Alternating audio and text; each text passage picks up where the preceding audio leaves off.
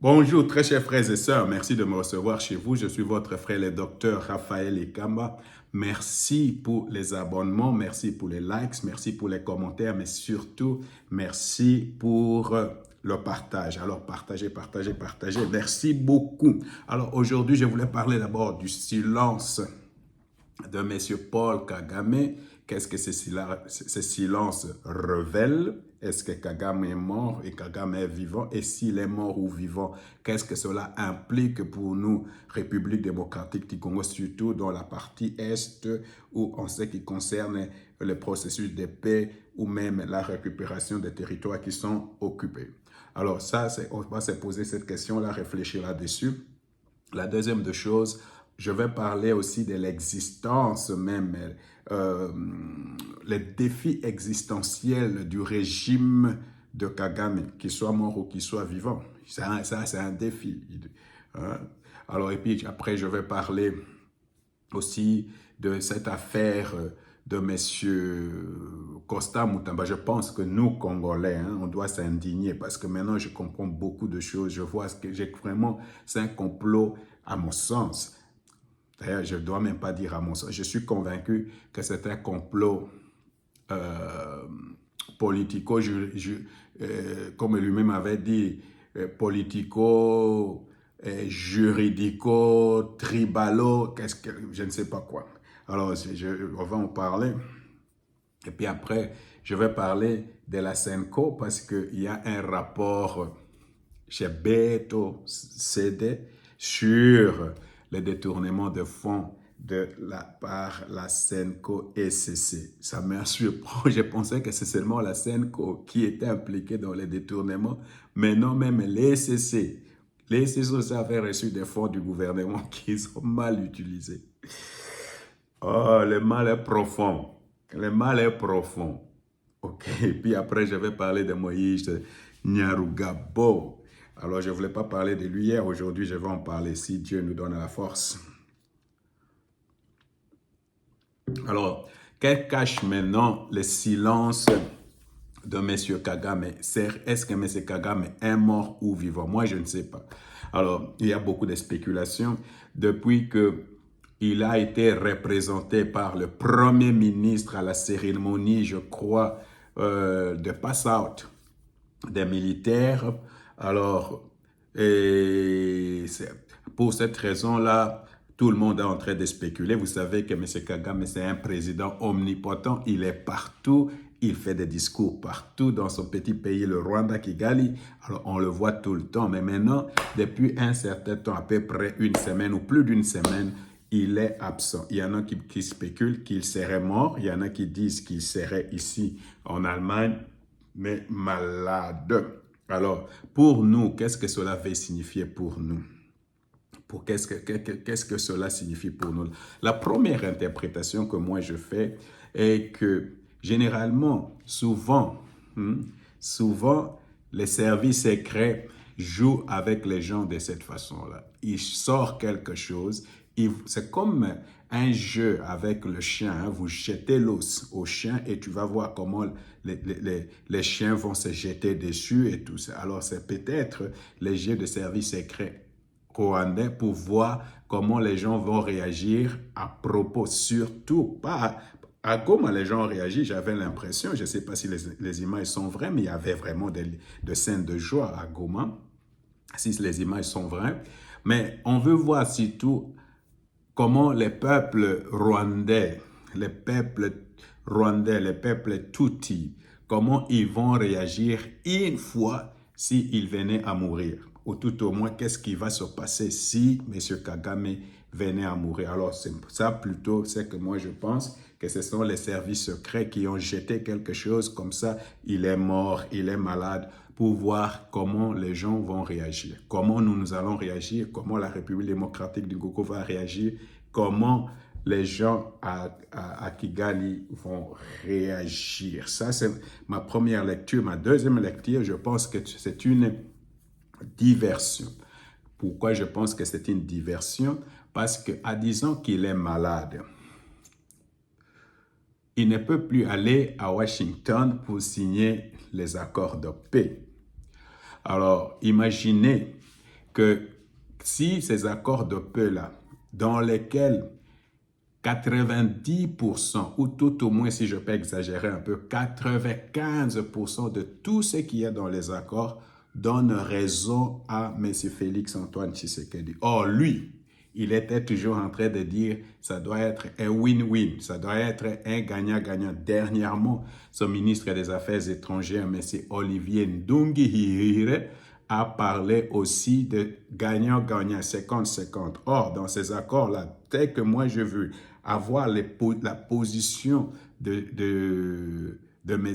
Troy Fitrel et la position des États-Unis là où les négociations sont en train de se faire, que ce soit pour les M23 AFC, que ce soit pour Kagame lui-même, ils n'ont pas gagné dans ces accords-là. Alors, allez à la Maison-Blanche, saluer la main de Félix-Antoine Tshisekedi.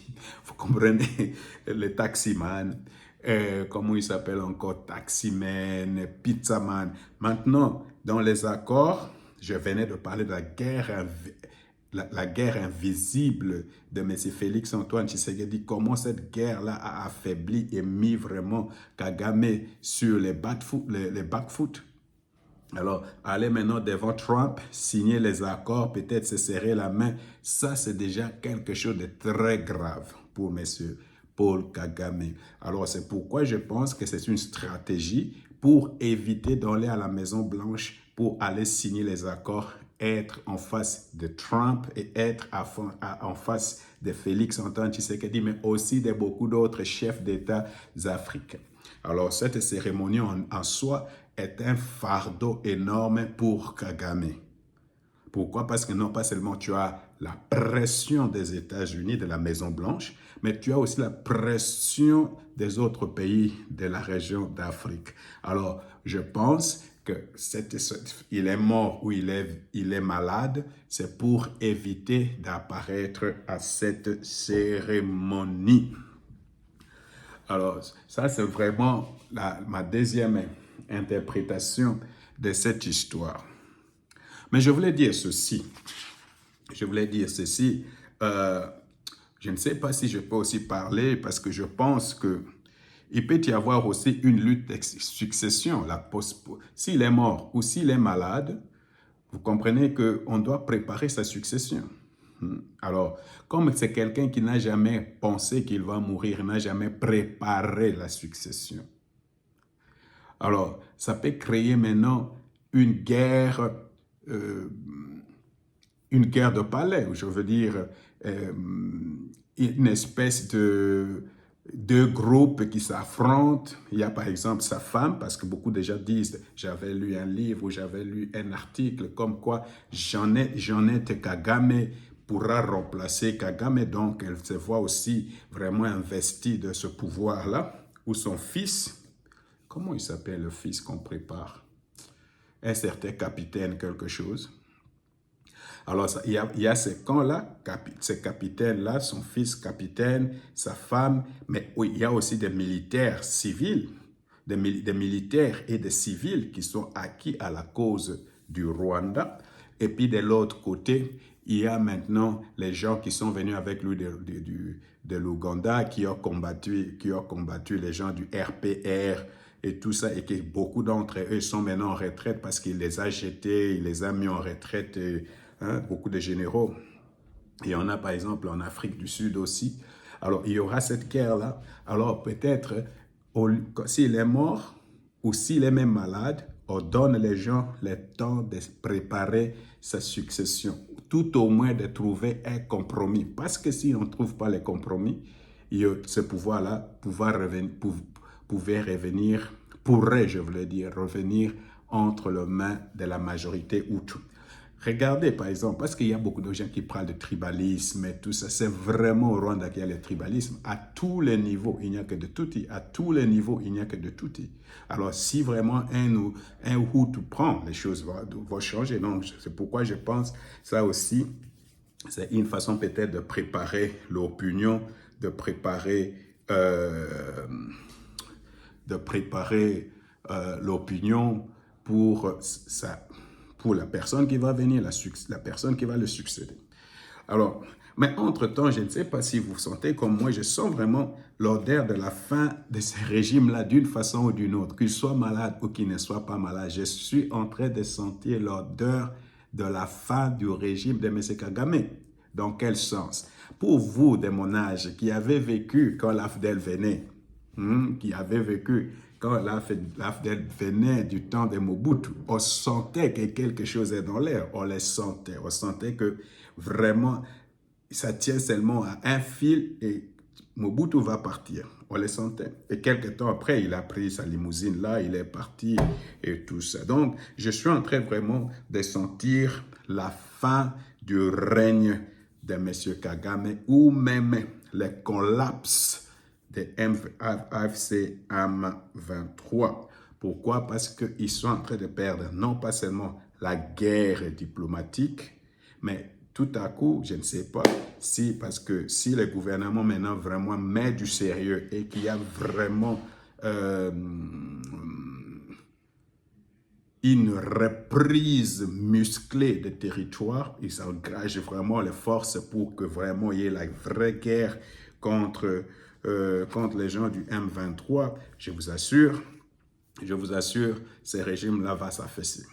Non pas les régimes de Kagame va complètement s'affaisser et ça pourra conduire vraiment à un changement de régime là-haut à Kigali. Maintenant, pour moi, parce que ça, c'est vraiment parce que je vois les gens en train de spéculer. Pour moi, que Kagame meure ou que Kagame ne meure pas. Là, je suis vraiment radical et je veux que vous réfléchissiez ce que je suis en train de dire et même le partager.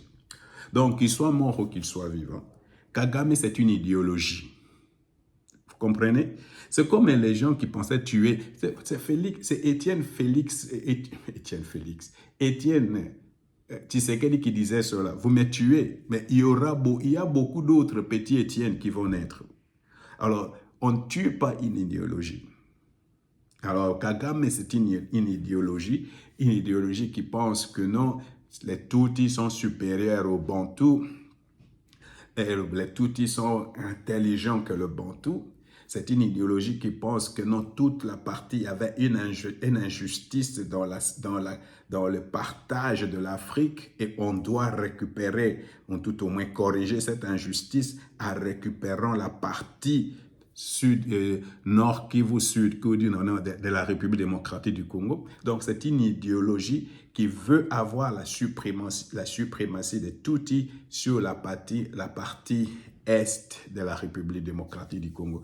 Alors cette idéologie-là, que lui il meurt ou qu'il ne meurt pas, ça va continuer. C'est pour cette raison qu'il faut absolument détruire l'idéologie Imatuti ou je ne sais pas, l'idéologie que Kagame est en train vraiment de propager. D'ailleurs, c'est autour de cette idéologie-là qu'il a organisé même son régime, même ses militaires. C'est pourquoi je suis en train de parler maintenant du défi existentiel du régime Kagame. Je vraiment, parce que c'est cette doctrine-là qui anime même, qui a vraiment autour desquels on a organisé l'armée, même la politique de Rwanda. Ils sont supérieurs, la partie Est leur appartient. Alors, je venais de dire tout à l'heure, que je venais d'ailleurs de voir avant que je fasse cette vidéo, que quelques députés du Tanganyika étaient allés voir la première ministre pour dire non, que non, les 300 morts à Moba, c'est l'accumulation. Vraiment, ces gens jouent avec nous. L'accumulation de beaucoup de morts dans le passé, non? Monsieur Kamere a dit qu'il y avait 300 morts à Moba. Alors, les militaires ont vraiment contredit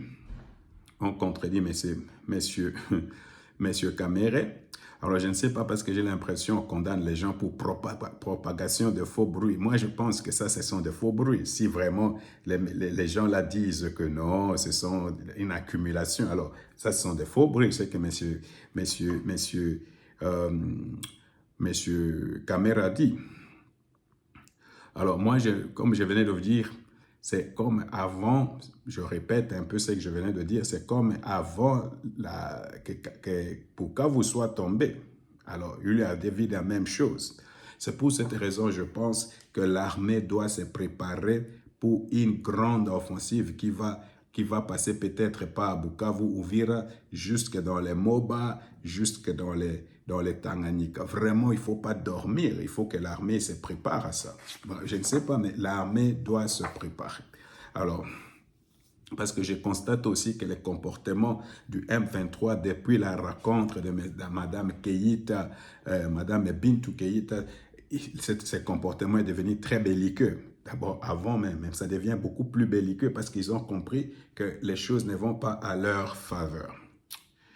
Alors, j'avais parlé aussi de la guerre invisible.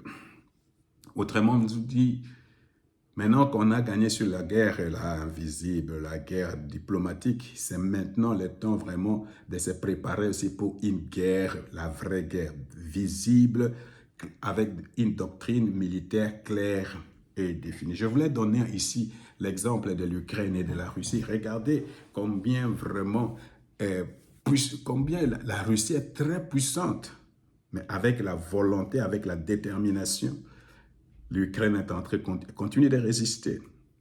Alors, un autre exemple, je vous donne un exemple d'Israël avec l'Iran. Alors, j'ai vu beaucoup de gens en train de se mettre du côté de l'Iran. Ok, moi, excusez-moi, moi je suis du côté d'Israël. C'est clair, hein? D'abord par le fait que je sois chrétien, priez toujours pour la paix de Jérusalem, mais aussi par le fait que vraiment, je ne sais pas si beaucoup d'entre vous étiez déjà en Israël, hein? C'est un petit État. Moi, j'y étais déjà 3 fois. Donc, c'est un petit État. Quand on parle de Haïfa, là, on parle de Tel Aviv, on parle... Tout ça, tu peux faire ça en un jour. En un jour, et tu as tout fini, tu as vu tout. Donc, c'est un petit État. Alors, quand vous suivez l'Iran depuis toujours, dans la doctrine de l'Iran, militaire même de l'Iran, c'est toujours pour détruire Israël. Alors, ils soutiennent les Hamas, ils soutiennent les Hezbollah et tout ça. Et même avant, c'était au Liban, même en Syrie, donc ils étaient en train de soutenir tout cela. Et ils ont mis beaucoup d'argent dans les missiles et des choses comme ça. Alors, les buts même de toute cette armée, de toute cette armada, c'était de protéger le régime de Mola. Alors, vous allez comprendre la comparaison avec le Rwanda bien, quand j'aurai fini. Alors qu'Israël a construit la doctrine israélienne, nous sommes un petit pays, nous avions été tués. Israël, cette partie, c'est pour nous et nous allons le défendre. On va défendre notre pays, cela va dans notre existence. C'est l'État hébreu, le seul pays où les Juifs peuvent vivre, nous, on va les défendre. Alors, ils sont en train de bien le défendre et tu vas voir qu'ils ont commencé d'abord avec les Hamas, les Hezbollah. Maintenant, ils sont complètement en train de détruire l'Iran, complètement. Quand vous suivez vraiment, je ne sais pas, il y aura peut-être des négociations, des choses comme ça, mais Israël est en train de gagner, de détruire. Pourquoi? Parce qu'ils veulent absolument défendre l'intégrité et la souveraineté de leur État, l'existence même de l'État d'Israël. Je ne sais pas, c'est la même chose quand vous voyez, quand vous écoutez M. Kagame parler. Quand vous écoutez M. Kagame parler, quand tu parles du Rwanda, il dit la même chose. Il dit la même chose. Il dit, nous sommes un petit pays. Ils ne peuvent pas exister sans la République démocratique du Congo. On nous avait volé nos terres. Nous, on va se battre jusqu'au bout. Nous avons vécu un génocide. On va se battre jusqu'au bout. Jusqu'à la dernière personne. Là, je suis en train de paraphraser. Seulement l'erreur ils ont fait au Rwanda, c'est que le régime s'est construit une doctrine militaire pour défendre une ethnie et pour défendre un pouvoir, le pouvoir de Tutsi. Ce qui fait que, ce n'est pas tous les Rwandais qui soutiennent cela, ce qui fait que si vraiment on venait à défaire cette armée-là. L'armée de la République démocratique du Congo venait à mettre, à détruire l'armée du Rwanda, à leur infliger une défaite. Croyez-moi, avec cette défaite, sera la mise à mort complètement. Ça veut dire que le pouvoir de Kagame ne sera pas, non pas seulement affaibli, ça va complètement collapse, ça va tomber, sera détruit. Et avec ce pouvoir, sera détruit aussi tous les mouvements de rébellion comme AFC M23, complètement détruits. Vous comprenez pourquoi j'étais en train de dire que c'est un défi existentiel et ils veulent exister, mais ils existent à cause d'une doctrine et cette doctrine, c'est la protection du régime de Kagame et surtout la protection de Tutsi. Et une fois, si on détruit l'armée rwandaise, le pouvoir de Kagame tombe et avec ce pouvoir AFC M23. Alors, voilà pourquoi il faut lier la guerre diplomatique aussi avec la guerre militaire. Parce que, je vous assure, si on a une certaine puissance de feu, c'est fini. C'est fini, ce pouvoir-là va tomber. Alors, j'étais en train de dire que nous, peuple congolais, nous devons nous indigner. Nous devons nous indigner avec ce qui se passe avec notre frère, M. Constant Mutombo. Vous verrez, je l'appelle frère. Hein. Oh, d'abord frère parce qu'il vient du Kasaï. Il est mon frère là-bas vers le Cabinda, chez les Bassonga là-bas. Nous, les Bassonga, on est comme ça. Nous, les Batetele, les Bassonga, c'est vraiment, on est tout le temps ensemble. Alors, je ne le connais pas personnellement, mais c'est un Moussonga et nous sommes de voisins. Dans les grands Kasaï, il y a les Bassonga, il y a les Balouba, il y a les Batetele. Alors, voilà. Et là, moi, je ne suis pas un tribaliste, donc ça ne me dit rien. Mais tout au moins, je pense que nous, Congolais, on doit s'indigner. Et pourquoi on doit s'indigner? Kin Kiemulamba a dit quelque chose qui m'a vraiment choqué. Il a dit, la majorité des gens qui étaient au Parlement du temps de l'accord Cash-FC, c'est Kabila qui les a créés. Ils n'avaient pas de fief, ni de, comment il a dit, un ancrage territorial ou quelque chose comme ça, il a dit. Je suis en train de paraphraser. Donc, ce sont des créatures de M. Kabila. Ils ont été créés. On a fait de listes. Ils ont été créés. Et ce sont ces gens-là qui sont maintenant, dans toute l'union sacrée, là, ce sont ces gens-là qui sont maintenant avec Félix-Antoine Tshisekedi. Autour. Ce sont ces gens-là. C'est pas moi qui l'ai dit, c'est Kin Kiemulamba qui l'a dit. Je vais dire tout simplement, beaucoup de gens qui sont là au Parlement sont les hommes de Kabila.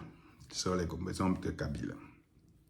Le président lui-même a dit qu'au niveau de la justice, il y a des problèmes. Donc, il a dit 2-3 fois. Et ça, je trouve cette honnêteté importante. Mais maintenant, l'affaire Mutumba, c'est ce qui nous montre vraiment que vraiment cette justice, elle était même amorphe, elle est même malade, je ne sais pas quel qualificatif on peut donner, mais vraiment, cette histoire Mutamba montre même les dysfonctionnements qu'il y a vraiment au niveau de notre justice. Pour la première fois. Je ne sais pas, moi j'ai des affaires judiciaires là-bas, j'ai des affaires judiciaires qui durent maintenant à peu près 3 ans, 5 ans, 3 ans. Il y a une lourdeur que tu ne peux pas même pas décrire. Une lourdeur dans l'exécution de la justice. Une lourdeur, tu ne peux pas comprendre. Mais est-ce que vous comprenez que l'affaire de M. Mutamba, dans quelques temps seulement, je comprends même pas, je ne sais même pas comment m'expliquer. Donc, il y avait cette réquisition qui a été lue par le prof Joly, je regrette malheureusement, lu par lui, parce que c'est quelqu'un que j'apprécie, d'une certaine façon, lu par lui. Tout après débat, on enlève les immunités pour qu'il soit convoqué. Après, à huis clos, maintenant ce n'est plus public, c'est à huis clos, tout à fait. Maintenant, on enlève les immunités pour qu'il soit poursuivi, pour qu'il soit inculpé. Alors, cette vitesse et l'énergie qui a été employée par M. Vonde m'amène à croire qu'il y a quelque chose de caché, qu'il y a un complot derrière. Parce que je ne connais pas. Est-ce que vous connaissez à Kinshasa, là, depuis que vraiment cette république existe, cette sérénité, rapidité, cette rapidité dans la distribution de la justice? C'est seulement Mutamba. C'est seulement chez Mutamba. Et ça sent vraiment un complot. Je ne vois pas comment on peut le dire. C'est pourquoi nous devons nous indigner. Nous devons nous indigner. Alors, laisse-moi vous dire que j'ai l'impression, personnellement, je ne sais pas, c'est peut-être il y a un détournement, parce qu'on parle des soupçons de détournement de 19 millions de dollars qui viennent des victimes de la guerre à Kisangani. Moi, personnellement, je pense que Mutamba est victime des réformes qu'il est en train de faire. Il est victime de son style. J'avais dit qu'il est populiste. Et on lui cherche l'époux, tout simplement. C'est ça que moi, je pense. Il y a beaucoup de gens qui ont volé des milliers et des milliers là-bas. Les procédures n'étaient pas aussi vite comme ça. Alors, je pense qu'il y a les kabylistes qui se sont mis ensemble, tout simplement parce que lui-même, il était de PPRD, il était lui-même kabyliste. Alors, on est en train peut-être de lui payer, ou je ne sais pas, de dire, toi, tu étais avec nous, tu as bouffé avec nous, tu commences maintenant à poursuivre le président de la République, on va faire de toi ceci. Donc, on est en train de payer. Il est en train de payer pour une trahison qu'il a fait à l'égard de Kabila. Je venais de dire que la majorité qui sont autour du président de la République, d'après Kin Moulumba, sont des kabylistes. Alors, je pense aussi que le cabinet de la première ministre a joué un rôle important. Et c'est ce qui me fait un peu... ça me fait mal, parce que vraiment, si les femmes, parce qu'on a du respect pour les femmes, si les femmes commencent à entrer dans les cabales comme ça pour vraiment nuire aux gens au travers de leur cabinet ou des choses comme ça, alors ça devient pour moi, ça sent vraiment très, très mauvais. Ça sent très mauvais. Alors, je pense que la première ministre, parce qu'il y avait cet antagonisme entre la première ministre et Mutamba. Mutamba a senti l'odeur du détournement, vous vous souvenez, hein? Donc, il y a cette histoire. Et puis, il y a une coalition entre la première ministre et les députés Nkongo. Et c'est là où il y a du tribalisme. C'est là où maintenant ça devient une affaire du tribalisme. Un règlement de compte entre la première ministre et sa clique de Nkongo. Vous mettez dans ces cliques de Nkongo, monsieur le procureur de la République, parce qu'il est lui-même aussi celui qui vient, mais c'est Vondes, il doit venir aussi du Bas-Congo. À cela, il faut ajouter, monsieur le président de l'Assemblée nationale qui souhaitait qu'il démissionne. Alors, ma compréhension de choses est qu'ils veulent qu'il démissionne. Ils veulent tous qu'il démissionne. Je ne sais pas pourquoi on veut sa tête, je ne sais pas pourquoi tous veulent qu'il démissionne. Et c'est pour cette raison, je conclus que cette histoire est une affaire politico-judiciaire, un complot politico-judiciaire. C'est pourquoi j'ai vraiment honte de mon pays.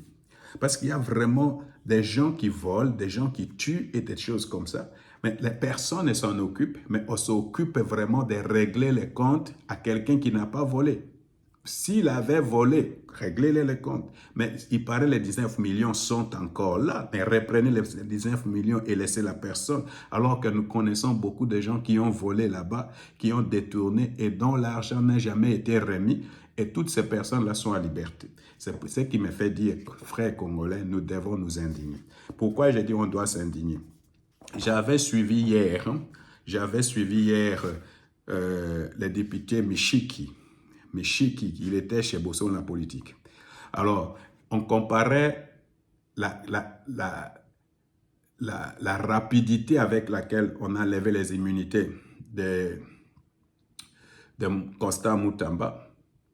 Et puis, Sango Mukuza a posé la question, mais pourquoi pour Nicolas Kazadi, ça s'est passé comme ça s'est passé. Tout ça. Alors le team dit, les Messémichi qui dit non, non, c'est parce qu'il n'y avait pas une clameur publique. Il n'y avait pas une clameur publique. Donc s'il y avait une clameur publique, M. Kazadi serait poursuivi pour propagation de faux rumeurs ou je ne sais pas, de faux, je ne sais pas quoi. Il y a une infraction comme ça en République démocratique du Congo. Alors vous comprenez, très chers frères et sœurs, si on ne s'indigne pas de cette maljustice, si on ne s'indigne pas de ces complots, c'est pourquoi moi je n'ai rien dans cette affaire, je ne connais pas vraiment les gens comme les Kalonji, vous avez une grande audience, les gens comme mon frère Claude Moubenga, vous avez une grande audience, les gens comme Honoré Kabong, vous avez une grande audience, les gens comme Chancellor News, les gens comme... Non, il y a vraiment, je ne sais pas, moi je n'ai rien dans cette affaire, mais je trouve que c'est injuste. C'est injuste. Et si vraiment les gens ne s'indignent pas, ça va continuer comme ça. On va tuer la carrière politique de quelqu'un. Il a commis une erreur de jeunesse. C'est une erreur de jeunesse. C'est tout simplement ça. Je ne pense pas qu'il a volé les 19 millions, mais c'est une erreur de jeunesse. Et à cause de cette erreur de jeunesse, ça ne pardonne pas. C'est une mafia. Vraiment, on va laisser vraiment cette mafia écraser ce garçon. Vraiment, on va laisser cette mafia de Kagame, de Kamere, de Madame Soumimwa, de tout. Maman Soumimwa est dans ces histoires-là. On va laisser vraiment tous ces gens-là écraser ces jeunes gens ou ces jeunes hommes, tout simplement parce qu'ils ont le pouvoir, les Vendée. Parce que Vendée, c'est un grand détourneur. Alors voilà, je pense que nous, on doit s'indigner. Comme ces messieurs-là avaient dit, il faut qu'il y ait une clameur public. Alors, je vais finir avec cette histoire de la Senko, tout simplement pour vous donner seulement une idée, parce que ces gens-là nous cassent les oreilles avec la bonne gouvernance. Ils sont allés partout là-bas parler de Tshisekedi, oh, mauvaise gouvernance, mauvaise gouvernance. Je vous avais toujours dit, balayez d'abord devant votre propre maison. Monsieur Cholet, Monsieur Mouteba, Monsieur Ambongo, balayez d'abord devant votre propre maison. Alors, on vous a testé avec 50 millions, de 55 millions, à peu près 55 millions de dollars. Vous en avez bouffé 25 millions. Donc, au moins 45% de cet argent-là a été détourné. Alors, chez les gens de l'ESCC, de 28 millions, peut-être j'ai mal lu, mais de 28 millions, de 28 millions 500 000, 20 millions ont disparu. 20 millions d'écarts. Alors, des dépenses qui sont faites sans pièces justificatives, des primes indues, des affectations détournées. Donc, vous comprenez, voilà la conclusion de les messieurs, comment ils s'appellent, qui a écrit, les messieurs de Beto, les journalistes de Beto qui a écrit l'article. Un sérieux déficit de gouvernance. Oh, Jésus. Un sérieux déficit de gouvernance, de transparence et de redevabilité, remettant en cause l'efficacité et la crédibilité de la Senko et de la Senko ECC. C'est moi qui ai ajouté ça, de la Senko ECC. Donc, vous comprenez que vraiment, les gens qui nous chantent à longueur de journée du courage, le courage, Bema n'a pas le courage, mais vraiment, vous n'avez pas le courage devant l'argent. Vous n'avez pas le courage devant l'argent, le courage de dire non aux dons, de dire non aux cadeaux, hein, de dire non aux cathédrales, de dire non au terrain, de dire non aux billets d'avion, de dire non à des chambres d'hôtel dans un hôtel 5 étoiles. Ok. On va voir comment ça va donner. Hein? On va voir comment ça doit donner. Alors, très chers frères et sœurs, en tout cas, je vais finir par cette histoire de gens de la Senko. Vous comprenez que notre problème, il est très profond. Il est très profond. Là, par exemple, c'est maintenant, là, comment il s'appelle là? Mais c'est Vendée. Ce sont des gens là, il y a des preuves. Tout au moins, il y a un article qui dit, allez vous acquérir de cette situation-là. Allez vous acquérir de cette situation. Comme ça, on peut savoir, c'est que, non, pas, il ne faut pas se limiter à ce que le gouvernement a généré comme recette. Ici en Allemagne, qu'est-ce qui s'est passé? Il y a un évêque qui a volé de l'argent. Il vivait, comme on dit, le prince. C'est pas les procureurs de la République est allé là-bas faire, je ne sais pas, c'était vers Francfort ici. C'était à Lembourg. Alors on est allé là-bas, ils vont regarder les comptes. L'évêque devait être condamné parce qu'il a abusé de l'argent de l'Église. Ça pourrait être quelque chose vraiment courageux, messieurs les procureurs de la République Vendée. Allez dans l'Église catholique, regardez les finances de l'Église catholique. Dites-nous comment est la bonne gouvernance de l'Église catholique. Les 55 millions seulement, tout le monde dit non. Encore. Alors ils disent qu'ils gèrent des milliards. Oh, très chers frères et sœurs. Voilà ce que je voulais partager avec nous. Alors vraiment, que le Seigneur nous bénisse. N'oubliez pas, c'est comme je venais de dire, une fois si on gagne Kagame militairement, son régime va s'effondrer complètement. Que le Seigneur nous bénisse.